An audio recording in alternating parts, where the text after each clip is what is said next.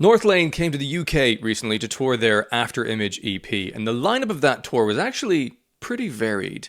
Each band was very good for different reasons, which I'll get into in this review video, because I was lucky enough to go to the London gig of that tour. It was at the Camden Electric Ballroom, where I last saw The Plotted New. Wonderful venue. The sound there is excellent, which really helps you get the most out of that live experience. Now, the first band that was on were called 1056, who I was only really aware of initially because they featured on a Resolve track a year ago or so. And I'd heard a couple other songs of theirs since then. Very heavy, chaotic, deathcore, low growl kind of music. And I'm intrigued by them. There's quality within there. And so checking out them live, I was really anticipating something that potentially might not be that accessible. However, they put on such an amazing show that even though I didn't know most of the songs that they performed, and usually when it comes to live rock music, that's a problem because it can just sound like noise. Their song structures and their performance was so well thought out and spaced and delivered that it translated even if you didn't know the songs. And that is really impressive and hard to do.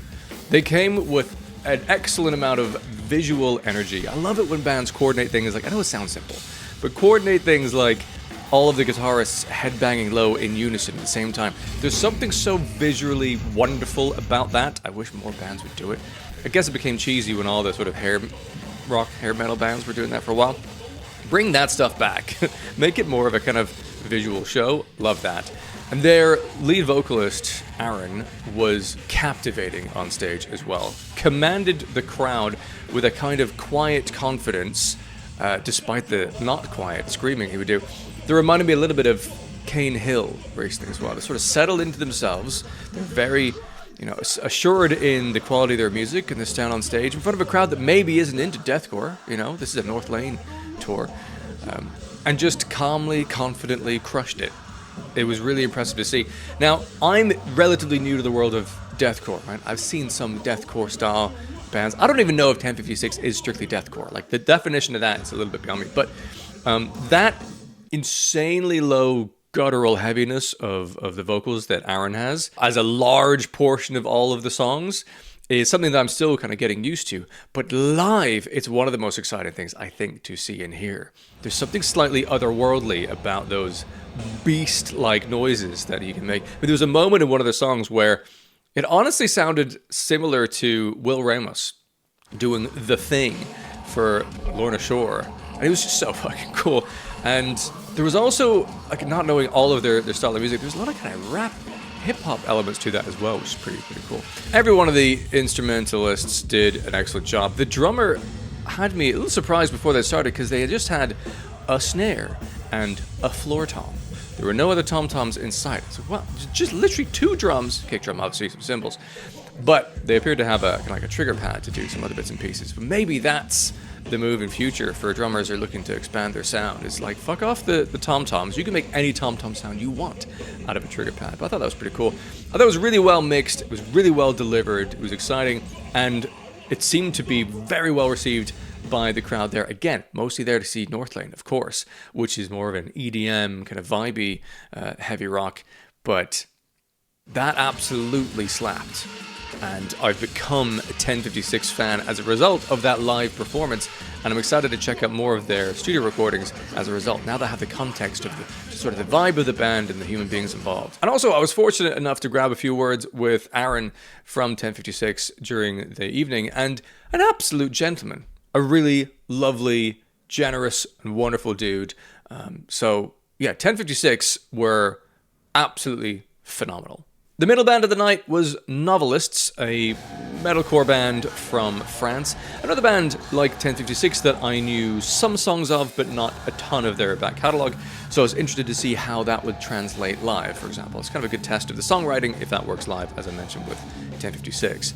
Now, they came on and were so polished and so professional. It's like they've done a bajillion gigs already, even though they're... I'm assuming this, maybe I'm wrong about this, but I feel like they're a fairly newish, up-and-coming band still. But their live show was very professional. And they had a really cool backdrop LED logo of their band, which kind of synced up to the music in different colors and things. Almost teasing it like we could do this as a headline as well, folks. Do keep that in mind. They're very, very solid as a live band.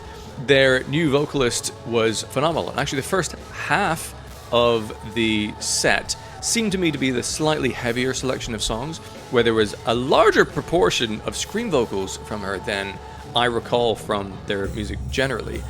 And her scream vocals are actually, even though she's a great singer, my favorite part of her vocal delivery. There is such fire to that, really well delivered. She had excellent charisma, and her stage presence was great, dancing and bopping along, you know, in the moments where potentially it's like an instrumental. That's the test, really, for vocalists. When it's an instrumental section of the song, what are you going to do? You're going to stand there and look at the other people and wait? But she was kind of vibing and dancing along, feeling the music, or, enticing the crowd to kind of get along. Really engaging front woman, an excellent addition to that band, and I can absolutely see why they've included her in their lineup now. Because when I first heard their songs with her, it seemed almost like a tamer version of the Novelists I enjoyed before, other than, there's a couple of scream moments, but live, there's a fire and energy which absolutely translates, I think, for me personally, better than on recording. So that was really cool to see. The guitarists in Novelists are fucking out of this world. Their technical ability was so striking. They also did some cool visual bits and pieces, like leaning on each other's backs while they're playing guitars. Apparently there's a moment, I missed it, I must have been looking somewhere else at the time, where two of them were playing each other's guitars. One of them was doing the chorus and one was strumming. So that's a bit of fun. But the technical ability and the solo work that they were playing live perfectly was mind-blowing, honestly. That was so phenomenal. Like, literally, the only criticism I could possibly have is maybe it was a bit too polished and a little bit too exacting as a performance, and not enough kind of raw humanity and feel within it. But, I mean, I'm really picking at the nits here. Nitpicking. I tried to make that a different phrase. It didn't really work. I'm really nitpicking here. And they, as well as 1056, ended up going to the merch booth to meet fans and the rest, which I always love to see. I love that when bands take the moment to connect with the fans that enjoyed their music. So lovely to have a couple words very briefly with a couple members of Novelists after their set. And then, of course, the night was capped off by the headline act of Northlane, who I've seen a couple of times before, many years ago with their original singer at Download Festival, and I saw them supporting Sleep Token more recently as well.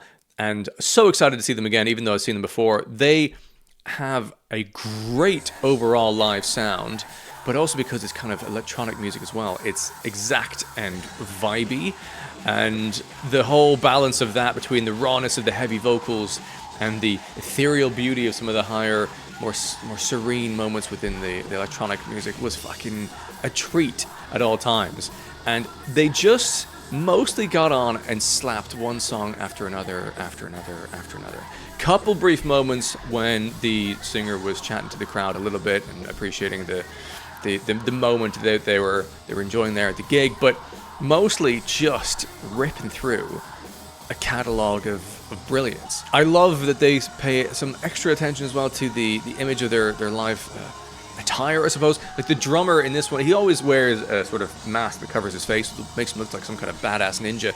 This time he had some sort of like eyewear LED goggles that lit up that looked really fucking cool, as did the guitarist over on the other side of the stage, who also did some electronic trigger pad work. He had some kind of like a half mirror, half heads-up display, sunglassy thing was lit up. Very, very cool. Also, though, with the face covering, they must sweat like crazy. It was hot as balls in that venue. And it's not like the heat of summer. I don't really understand how it was so goddamn sweaty. But like, you're just standing there at times watching them and just going, oh, there's another bead of sweat going down my back. That's great. So I can't imagine how ungodly sweaty those guys are, with also all of that covering and hats on and the rest. Fair play. And then you have the other guitarist there who doesn't have any of the masks on. I would love to interview them at some point, find out what the decisions are behind the different aesthetics they go for. And the singer as well does not have a mask covering him up, but he had a sort of a mini lanyard that was like an LED style light up thing. I enjoyed those details. They had some LED panels as well behind them for a bit of lighting and effect, which kind of helped with the vibe and giving some of the songs some sort of color hues, which I enjoyed. But largely, they just got up there and ripped it, one song after another. And they played a really satisfying array of songs from their discography. The new songs were actually amazing, which kind of makes sense, I suppose, because if they're in the mode of writing those songs, they are going to be doing so when their ability to perform that kind of music is probably at its peak. So those newer songs actually landed better than expected. Like, I enjoyed the singles from their EP, but a couple of the other tracks hadn't landed for me as much until I heard them live, and then they really, really packed a punch. So that was awesome to see. They played Talking Heads, which is a beast of a song, and Bloodline from the Alien album, 4D, I believe, as well. I can't really remember all of it, because they really plowed through a bunch of songs. Also played a good smattering from the Obsidian album, which is maybe my favorite album of theirs. Oh, it's close between that and Alien, to be honest. What surprised me a little bit was that their last song of their set, was Nova off of Obsidian, which is a quite a chill sort of vibey song. Normally you go out with a bang, so as soon as they said this is our last song, this is Nova, it's like, this is not the last song. There's no way you have such an energetic, bouncy set from start to finish, and then leave the crowd on like a sort of slightly downbeat of Nova. And of course, they did not end with that, because they came back on stage afterwards to rip through another absolute banger afterwards. So Northlane were a treat as ever. They delivered exactly on the expectation I had. I've already seen them before a couple of times, so I kind of knew what to expect. But it's amazing to get the opportunity to see bands that are that good and brilliant in a venue that is relatively that small for a band that I think deserves a larger audience than that. So that was really cool. That felt pretty special. And I love how diverse the lineup was. Sure, they're all rock bands, right? But to have an EDM heavy rock band be the headliner, and then having like a metalcore band with like very proficient, is like the minimum way I could describe it, guitar solos and the rest within it, and have an opener of one of the heaviest bands I've ever seen live in 1056, and yet the entire crowd was enjoying and respectful and open to all of it. That's great. I think that for me highlights how healthy the live music rock scene is right now. That there is an open mind to various different versions of genres of rock, and they can all exist in the same space. And the crowd are wonderful. I was lucky enough that a few people are viewers of this channel who noticed me in the crowd and said hello, which is always like kind of mind-blowing for me. But they were all wonderful. One person in particular, Stu, I believe his name was introduced apparently to Northlane by this channel, which kind of blew my brain. The fact that we were only having this conversation because they were at a Northlane gig because of a video I did a while ago was a really cool moment. And Louis as well was a wonderful dude. I ended up spending most of the Northlane set stood next to. But it was just amazing. Everyone was really lovely and polite, but also, me aside, seeing random interactions between clearly strangers, they were so jolly and friendly. Go to a live gig if you think the metal scene or the rock scene is in a bad state of like people having horrible opinions and being harsh to each other about whether their band is trash or like the rest, and forums and Reddit and Twitter and all the rest. Go to a live gig. It is just not that way in person. Like, metal concerts, and I say this about Download Festival, are some of the most friendly places I've ever been. And this isn't because they're nice to me because of YouTube. This is before I did YouTube. This was already the case.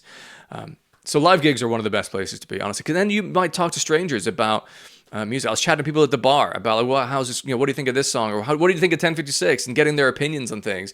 And hear people say, like, I didn't know them before, but I thought it was really cool. I really liked it. That's amazing. So if you ever feel like you're alone in your love of heavy music because your friends don't really dig it, whatever, find a way to go to a gig and connect with other fans that way. It's just amazing. It's a underappreciated side of the scene that you really need to go to live concerts, I think, to truly appreciate. But anyway, that's what I thought of the Northlane After Image tour with Novelists and 1056. At least the London gig of it was phenomenal and an absolute treat to go and enjoy that. If you enjoyed this and you want to see more things like this in your YouTube, do feel free to subscribe to the channel. I go to live concerts and I review them and talk about the experiences there. I review new releases, singles and albums from bands across the rock universe. And also I have a podcast on the channel where I'll interview musicians or other industry professionals in the rock world. Otherwise, come hang out with me on Twitch, twitch.tv/SteveOGRock. If you don't have enough people to talk to about rock music, that is a great place to be. Thank you for watching. Hopefully I'll see you in another video soon.